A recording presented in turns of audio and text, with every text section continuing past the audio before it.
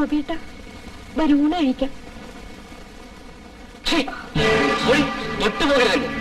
എത്ര വലിയൊരു ശിക്ഷയ്ക്ക് ഞാൻ എന്ത് തെറ്റെയ്തു ഗോപിയേട്ട?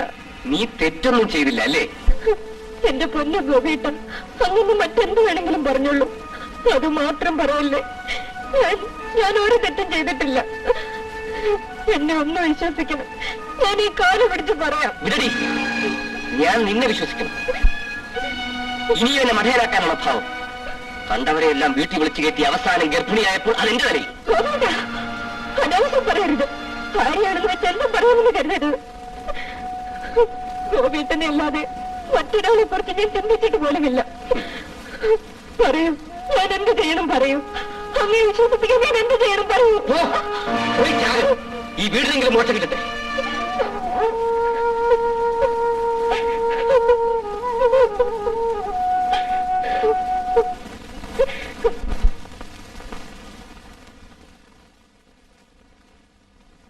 ഡോക്ടർ, അവൾക്ക് എങ്ങനെയിരിക്കുന്നു? പെട്ടെന്നുണ്ടായ ഷോക്ക് കാരണം ഗർഭം അലസി. അലസി? എന്റെ ഗുരുവായൂരപ്പ. ഭയപ്പെടാനൊന്നുമില്ല. ഞാൻ 1-2 മരുന്നിന് എഴുതിത്തരാം. വരും.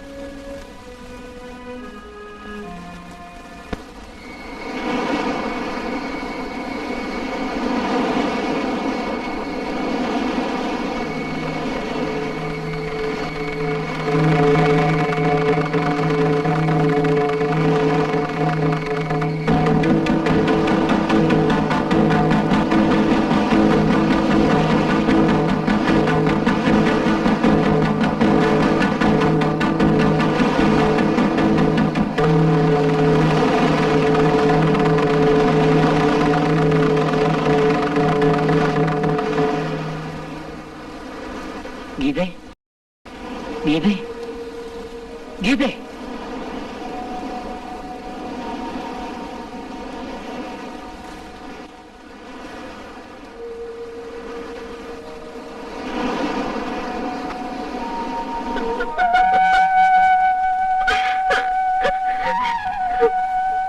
പിന്നെ ജീവിതം അവസാനിപ്പിക്കാൻ മാത്രമേ എനിക്കൊരു മാർഗമുണ്ടായിരുന്നുള്ളൂ. എല്ലാ ദുഃഖത്തിൽ നിന്നും ഞാൻ രക്ഷപ്പെടുമായിരുന്നു. പക്ഷേ അതിനും നിങ്ങളെന്നെ അനുവദിച്ചില്ല. ഗീതേ, ആത്മഹത്യ ജീവിതത്തിൽ നിന്നുള്ള ഒരുതരം ഒളിച്ചോട്ടമാണ്. അതൊന്നിനൊരു പരിഹാരമാകുന്നില്ല കുട്ടി. പ്രശ്നങ്ങളെ നേരിടുക തന്നെ വേണം. നമുക്ക് മാർഗം ഉണ്ടാക്കാം. നീ തൽക്കാലം വിശ്രമിക്കാം. ഞാനൊരു ചൂട് ചായ കൊണ്ടുവരാം.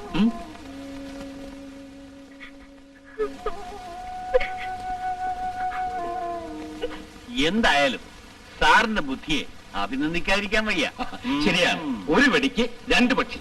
2 അല്ല 3. അതെങ്ങനെ? 1 ശേഖരന്റെ മുറിയിൽ നിന്ന് കിഴവരെ കടത്തിയതുകൊണ്ട് മേലെ പെർമന്റ് രക്ഷപ്പെട്ടു.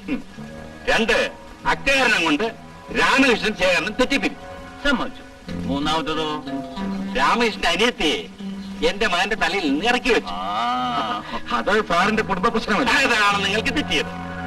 ഗോപി അവളെ ഉപേക്ഷിച്ചുകൊണ്ട് രാമകൃഷ്ണൻ മാനസികമായി തകരും. പക്ഷേ ഇപ്പോഴും നമ്മുടെ വിജയം പൂർണ്ണമായി എന്ന് പറയാൻ പറ്റില്ല. കാരണം എന്റെ കേസ് സംബന്ധപ്പെട്ടതായ കുറെ തെളിവുകൾ രാമകൃഷ്ണന്റെ കയ്യിലുണ്ട്.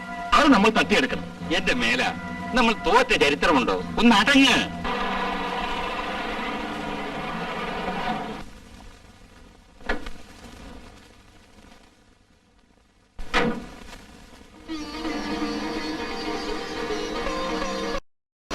തനിച്ചാണ് നമ്മളെ വന്നത്?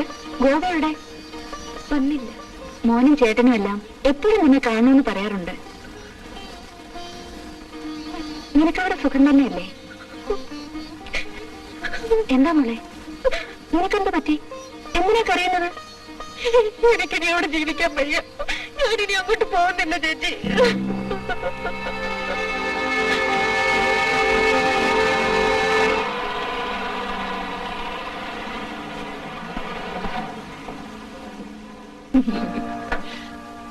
Bye bye.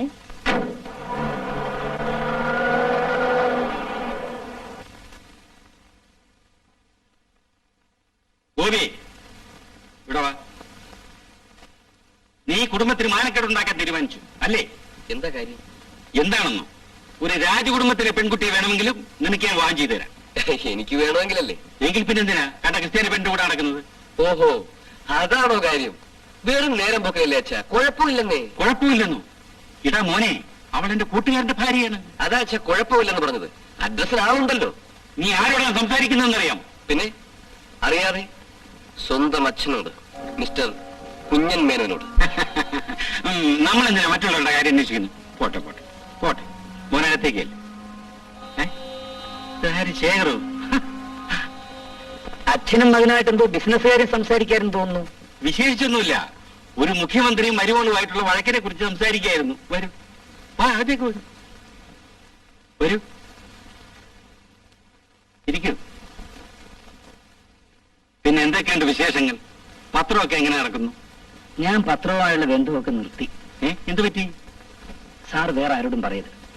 ആ മേലെപ്പറമ്പിന്റെ കേസിന്റെ കാര്യത്തിലാണ് ഞങ്ങൾ നമ്മൾ തെറ്റിയത്.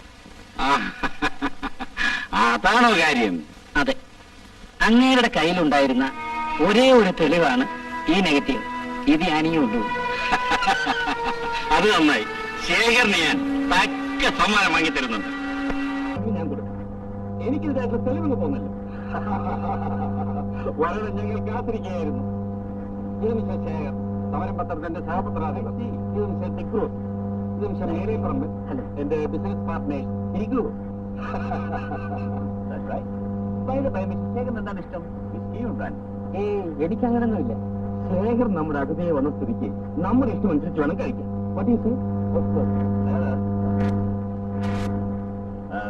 ഞങ്ങളുടെ ഓർഡറിന്റെ കൂടെ ഒരു സ്കോച്ച് കൂടെ കൊണ്ടുവരും. അപ്പോൾ സമരവുമായിട്ടുള്ള ബന്ധം പൂർണ്ണമായും വിട്ടു കഴിഞ്ഞോ? വിട്ടെന്ന് മാത്രമല്ല, ആ സ്ഥാപനം നശിപ്പിക്കാൻ എന്തെങ്കിലും മാർഗമുണ്ടെങ്കിൽ ഞാൻ അതും ചെയ്യും. അതിനൊക്കെ കാര്യം അതറിയണമെങ്കിൽ ഞാനും ആ സ്ഥാപനവുമായുള്ള ബന്ധം ആദ്യം മനസ്സിലാക്കണം. അതിനെക്കുറിച്ച് പറയാം. മിസ്റ്റർ ശേഖർ പാർട്ട്ണറായിരുന്നില്ലേ? വാസ്തവം പറയുകയാണെങ്കിൽ ആ പത്രത്തിന്റെയും പ്രസിന്റെയും ഉടമസ്ഥാവകാശം എനിക്കാണ്. ഒരു കാശ് പോലും എടുക്കാതെ ഞാൻ പോകുന്നത്. അതിന് വിഷമമില്ല. പൈസ എണ്ണി ശേഖർ മുമ്പിൽ വെപ്പിച്ചു തരാം. വരട്ടെ, അതിനുള്ള വഴി ഞാൻ കണ്ടുവച്ചിട്ടുണ്ട്. ഞാൻ വിചാരിച്ച അയാളുടെ പത്രത്തിന്റെ ഒരു കോപ്പി പോലും വെളിച്ചം കാണും. വേണ്ടി വന്നാൽ അയാളെ കൊണ്ട് കമ്പി എണ്ണിക്കാനുള്ള റെക്കോർഡുകൾ എന്റെ കൈവശമുണ്ട്. പക്ഷേ അയാളെ കണ്ടാൽ വളരെ നല്ലവനും ശാന്തമാണെന്ന്. എല്ലാം വെറും വേഷം. നന്ദി കേട്ടോ, അവനെ ഞാൻ ഒരു പാഠം പഠിപ്പിക്കും. ശേഖർ പറയുന്നത് ശരിയാ. ഈ നാട്ടിൽ കൊള്ളാവുന്നവരെല്ലാം അയാളുടെ ശത്രുക്കളാണ്. Not decided. എങ്കിലും ഒരു പ്രസ് തുടങ്ങണമെന്ന് ആഗ്രഹം. ശേഖരന് പരിയുള്ളത് ആവശ്യത്താണല്ലോ. എന്താ ഒരു 3 to 4 lakhs. അത് മതിയാവും. ആദ്യം ചെറുതായിട്ട് തുടങ്ങണം. Correct, 10% correct. പണത്തിന് എന്താ ഏർപ്പാട് ചെയ്തിരിക്കുന്നത്? കുറച്ച് രൂപ കയ്യിലുണ്ട്, ബാക്കി ബാങ്ക് ലോൺ റേസ് ചെയ്യണം. കുറെ രൂപ ഞാൻ തരാം. എങ്കിൽ അതിനൊക്കെ പ്രതിഫലം ഷെയർ അങ്ങോട്ട് തരും അല്ലേ ഷെയർ? തീർച്ചയായും.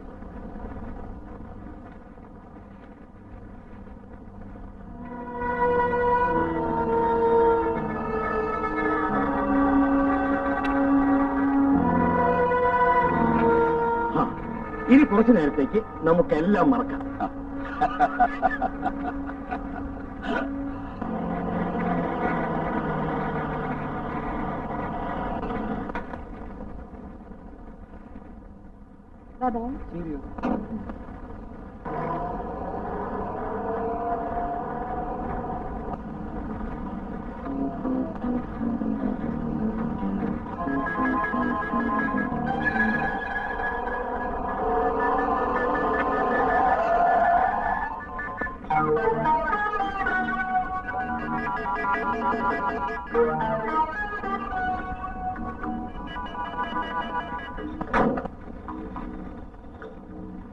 മിസ്റ്റർ ഗോപി, ഞാൻ ഗോപി ഒന്ന് കാണാനിരിക്കുകയായിരുന്നു. എന്താ കാര്യം? ഒരു പറയാം. വരാൻ എനിക്ക് സമയമില്ല. എന്താണെന്ന് വെച്ചാൽ ഇവിടെ വെച്ച് പറഞ്ഞോളൂ. ഗോപി, നിങ്ങൾ സൂസിയുമായിട്ടുള്ള കൂട്ടുകെട്ട് അവസാനിപ്പിക്കണം. അല്ല, സൂസി ആരാ? സൂസി ആരാണ്? അതെ, താങ്കളുടെ ആരാണെന്ന്. എന്റെ ഭാര്യ. നിങ്ങളുടെ ഭാര്യയോട് നിങ്ങൾ പറഞ്ഞാൽ പോരെ. എന്നെ എന്തിനു അന്വേഷിച്ച് നടക്കുന്നു? അവൾ അനുസരിക്കില്ല. അയ്യോ പാവം. പിന്നെ തന്നെയല്ല എന്തിനു കൊള്ളാം? ഭർത്താവാണെന്ന് പറഞ്ഞ് നടന്നാ പോരാ, കുറച്ച് പുരുഷത്വം കൂടെ വേണം.